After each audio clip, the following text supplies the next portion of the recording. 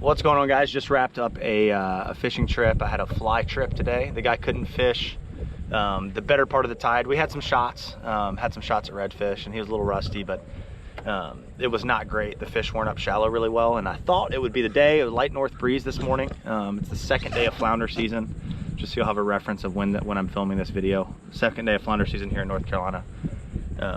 We saw probably 10 or 12 fish shallow, and we had about 2 hours to fish the right tide, and no real great shots at them. I think we had 3 or 4 quality opportunities.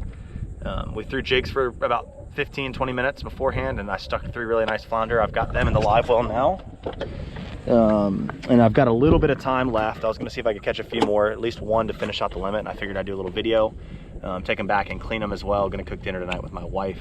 Wanted to try a little recipe that my buddy down in Texas, David, shared with me. So stay tuned. Hopefully I can stick a few flounder here, maybe a redfish, and I will see y'all in the video.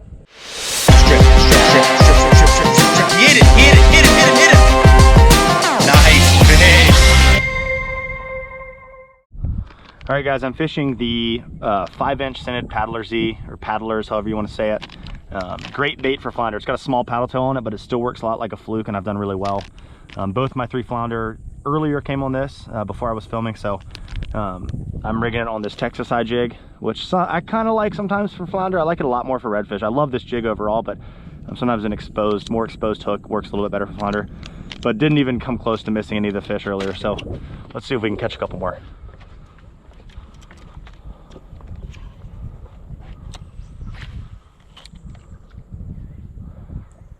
Just pitching it up there and just dragging this thing across the bottom, just twitching it, waiting for that bite. Feel the bite. I don't give them much time. I give them 3 to 5 seconds. I'll kind of check that weight to see if they're still there, and then I'll set the hook. I'm not a big fan of the, waiting, unless I'm fishing like a live mullet on a Carolina rig with a circle hook. I'll let them eat it a little bit, but if I get a bite on a soft plastic and artificial, I'm setting the hook pretty quick.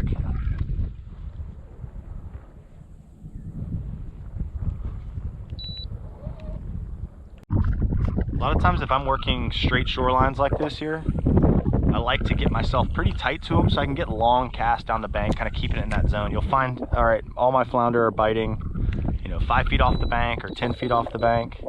And so you can kind of keep the bait in that bite zone, in that depth, in that distance off the bank longer. All right, so this first bank I fished is something that I know has had a lot of pressure the past 2 days of flounder season. It's just opened, and I'm just gonna try to get it done close to the boat ramp, but I'm gonna make about a 10-minute run south here in the river and see if I can get some bank and stuff that hasn't been quite as picked apart. Had some croaker bites in there, but no flounder, so stay tuned.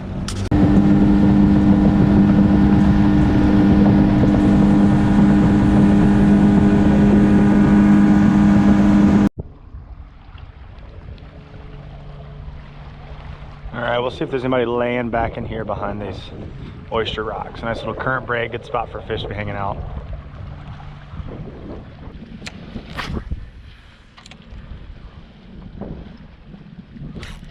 There he is. Oh, that's a redfish. Not a flounder.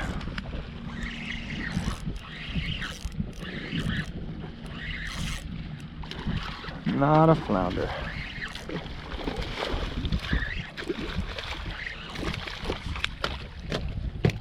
Oh, in the boat. I'll keep him for dinner too. I thought that was the man. Little redfish. Never have I been so disappointed to catch a redfish.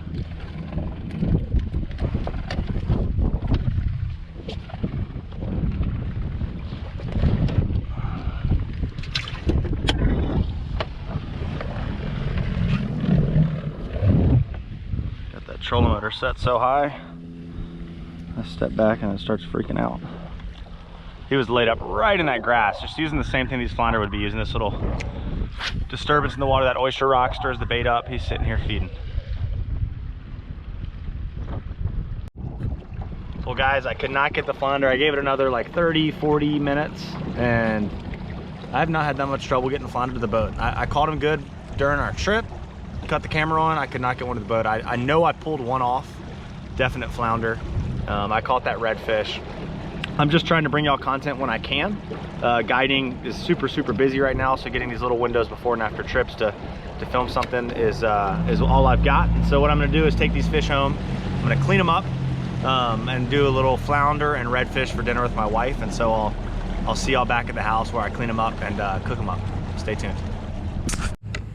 All right, guys, I just got back home. Apologize, my neighbor's mowing his lawn. But I'm gonna clean these fish up and we're gonna cook them up for dinner. Got our 3 flounder and our redfish. Little pre and post guide trip dinner haul here. So I'm gonna try cooking a flounder or 2 whole. I'm gonna save some other fish. My wife and I are going on a little bit of diet, so we're gonna try to eat a bunch of fish. Real healthy protein there. But I think we're gonna cook 2 flounder tonight and save the rest for dinner later on this week. But a fun little afternoon. I will grab these. I'm gonna throw them in the bucket. Put you all on my head here.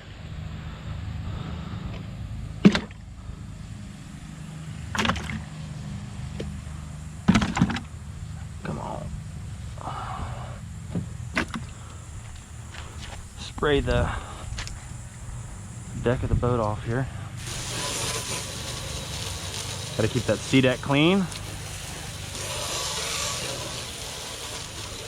Usually power wash the boat every day, but I just didn't have the time to do it today. We'll get to cleaning. So when you cook these flounder whole, we're gonna kind of, there we go. You want to scale them. It's important to have a nice sharp knife to get these scales, which I don't have right now. My sharp knife's in my other boat down at the marina. And I usually clean fish down there.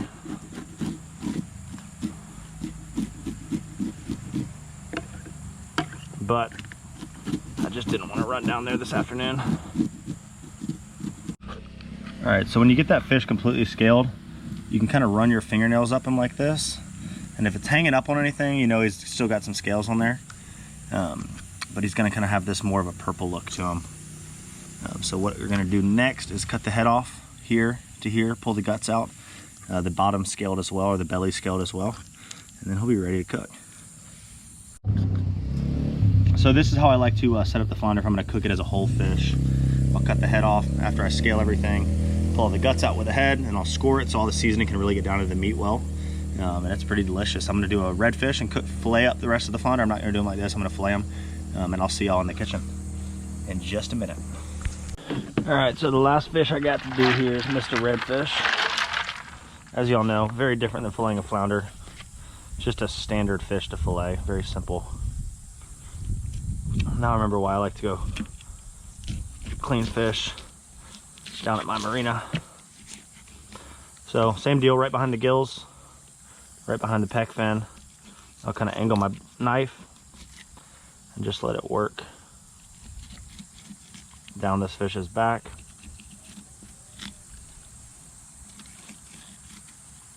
So right along the backbone here, and these bones that come up to the dorsal fin.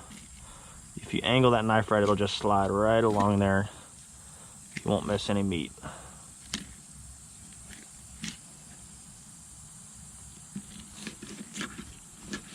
And I'll kind of slide down through the belly. Let that knife ride.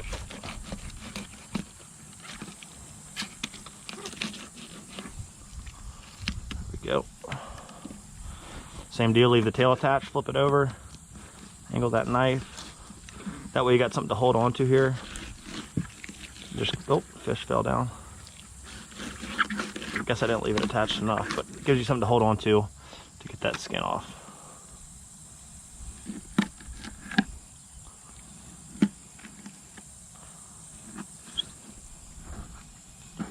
Redfish fillet there. I'm gonna do the other side of this fish here, and then I will see y'all in the kitchen. All right, guys, I'm in the kitchen. I've got a little taste testing going on here. I've got a whole flounder scored. I've got a redfish fillet, and I've got a flounder fillet here. So we're gonna cook all these similar, with similar seasonings and in the oven, and we're gonna see what we like the best. And I'm gonna clip y'all on my hat so that. All right, now I've got everything that I need. I've got some lemon juice, I got olive oil, This stuff I got at Walmart when I was up in Weldon, North Carolina this year, striper fishing. This stuff is delicious. I've never seen it anywhere else. Fire and Smoke Society, Wicked Winona, salt and pepper, and some garlic powder. So I'm gonna season this up. Got the oven preheating up to 450, and we're gonna throw it in there. We're gonna see what tastes best. What should I start with? We'll start with a little cracked pepper. There we go.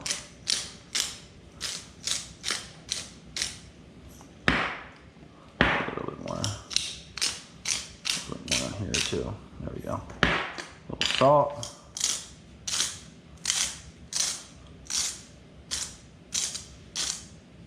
A little Fire and Smoke. A little Wicked Winona.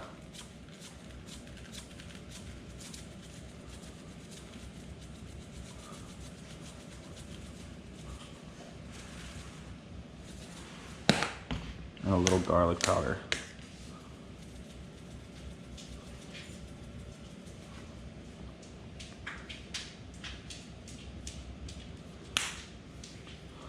I like to rub it in, really get it in the scored marks here on the flounder. Let it cook in nicely.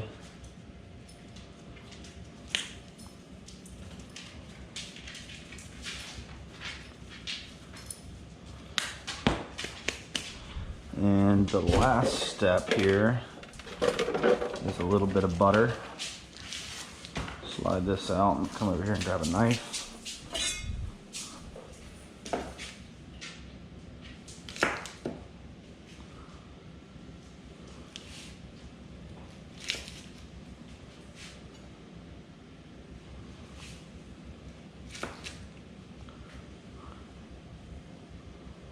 There we go.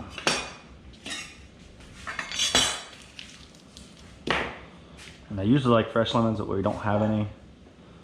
So I'm gonna add a little lemon juice on here.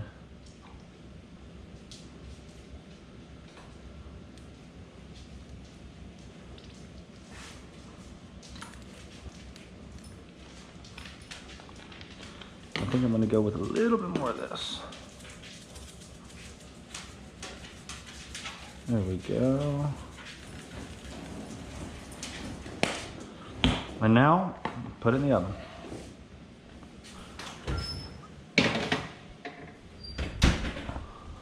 All right, so the smaller flounder fillet should be done. I'm gonna pull that out and pop it off and let that bigger fillet keep cooking. The bigger full flounder. Redfish might even be done too. Go.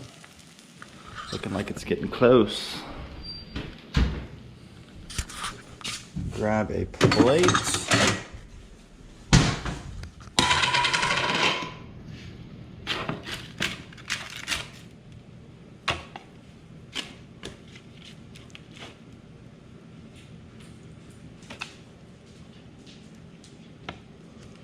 Oh yeah, redfish is done too. Put the full flounder back in there for a little bit longer.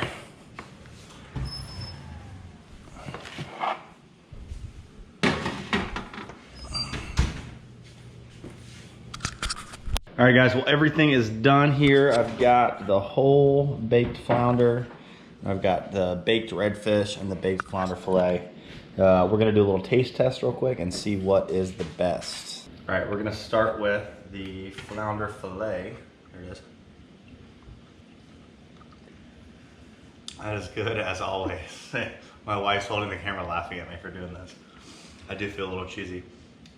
Haven't had flounder in a long time, that's really good. Let's compare it to the redfish here. Very rich flavors. That's delicious, but I will say the flounder's better. Now we're gonna try a little bite of the whole baked flounder here. That's the winner. That takes all the cakes. Guys, thanks for checking out this video. If you enjoyed it, press the thumbs up button, subscribe to the channel, and I'll see you in the next one. Later.